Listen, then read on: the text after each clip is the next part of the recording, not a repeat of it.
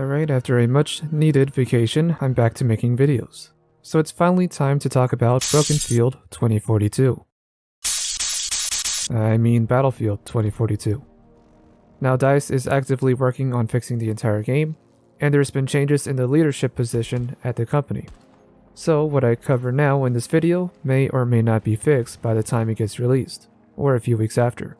With that said, I cannot and will not ignore how poorly the game was put together. At the same time, there are issues with the game itself that would require a fair amount of work to fix. Things that I'll cover here that may or may not get addressed directly by DICE. With EA being one of the biggest gaming publishers, we should expect a polished experience from launch. This is something that is hindering the industry for a while now, as it seems every higher up is forcing games to be released before they're actually polished and meet some sort of standard, which is also the same reason why we're seeing delays all the time as well, when they realize that they didn't time the release window properly. But enough of that, let's talk about the game itself. And as someone who primarily plays the infantry role, I'm going to talk about what matters to me most, the gunplay. I honestly don't know if I've ever played a game that had a more bland gunplay experience than Battlefield 2042. No full auto weapon that I've tried actually feels fun for me to use. In the beta, I basically only use the sniper, since the map Orbital is too open to use anything else. We'll get to map design in a bit. But what I think the main problem is with the weapons are that they don't change a whole lot based on the attachments. So think of it like this. If you want a very aggressive assault rifle and build it to be a close quarters weapon, there are a few attachments that could be used. A smaller barrel, a red dot laser sight, a short stock, and so on. But none of that really seems to be here in the Battlefield 2042 game. It seems like this gun has one purpose and you'll just have to use it. I'm still working on unlocking attachments, so I'm not entirely sure how much it will change. But there's one thing that I can't say for certain that will hinder any sort of weapon transformation, and that is each weapon can only have up to 4 attachments. That is one less than Modern Warfare 2019 and Cold War in case you're keeping count. And honestly, I don't know why this is a thing. I do like the plus wheel system so you can slightly convert your weapon on the fly, but there's no true way to optimize the gun to be exactly what you want it for. So yeah, I'm asking for 1 or 2 more attachment slots, but instead of them having to be added onto the wheel, you just add them to the gun as a semi-permanent attachment. So for example, you can have a grip be permanent and then be able to swap out something else instead, like the barrel. In short, either make attachments more useful to transform the gun for specific scenarios, or give us more attachments to do so.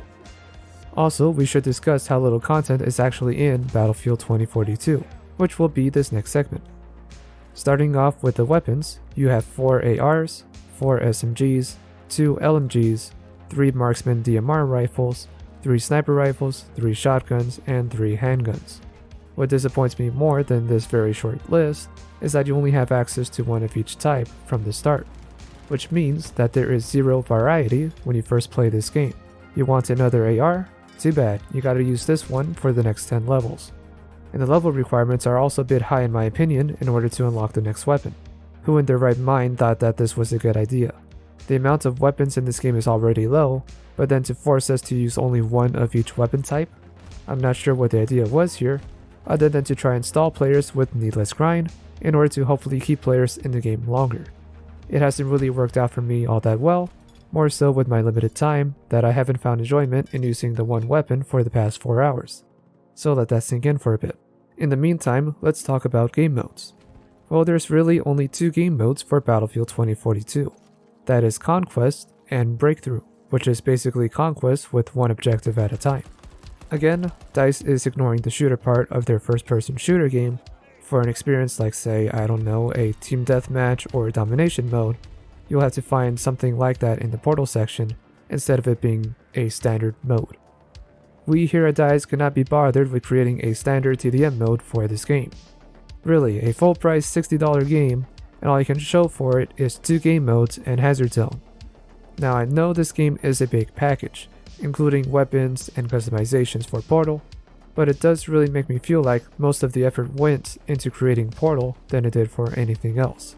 When you compare what the base package is for the Battlefield 2042 side with any other Battlefield game, you'll notice very quickly that there is a lot missing. The countless weapons and challenges in Battlefield 4, for example. a game that came out in 2013, had more weapons, maps, and customizations at launch than Battlefield 2042 has 8 years later. Speaking of which, why isn't Battlefield 4 in Portal? I'd like to play that game instead of 2042 at this point. Speaking of things feeling empty, well, if there's one thing DICE may never get right, it's making maps. Now we can talk here all we want about how nice DICE can make a game look, and how well put together their trailers are, and how large their maps can be, but they just don't seem to know how to make a map interesting for infantry gameplay. Just look at this map for Hourglass, and tell me what's wrong with it. If you guess that 90% of the map is in the flat freaking desert, and not in the city, then congratulations, you are correct. Going back to Battlefield 4, I thought that game also had some issues with infantry areas, which it does. But on second thought, the only reason why a lot of the infantry-centered areas were bad there was because pretty much everything could be destroyed, which left no cover to work with 5 minutes after the game started, with exception to a few certain areas. Here in 2042, it doesn't seem like they even bothered to try. The other map I thought would have been great to play in was Kaleidoscope.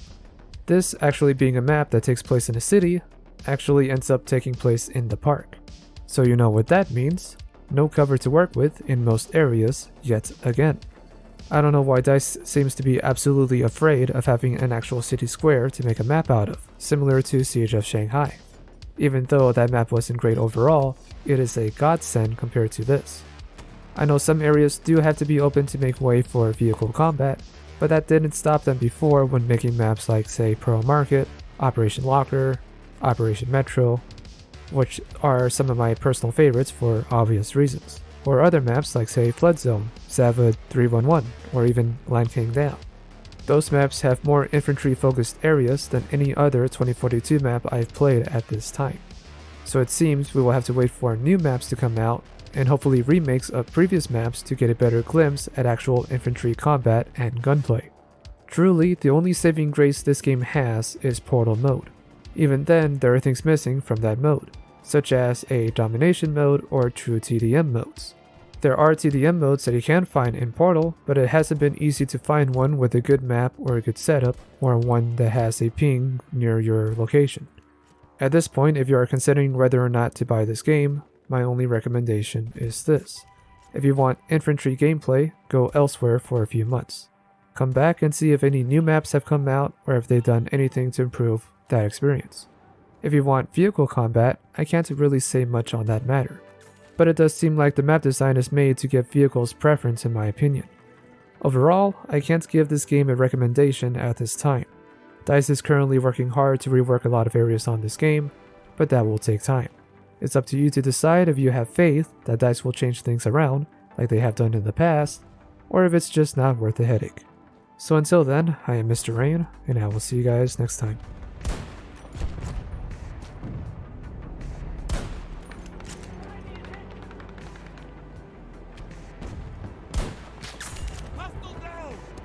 Gotta reload.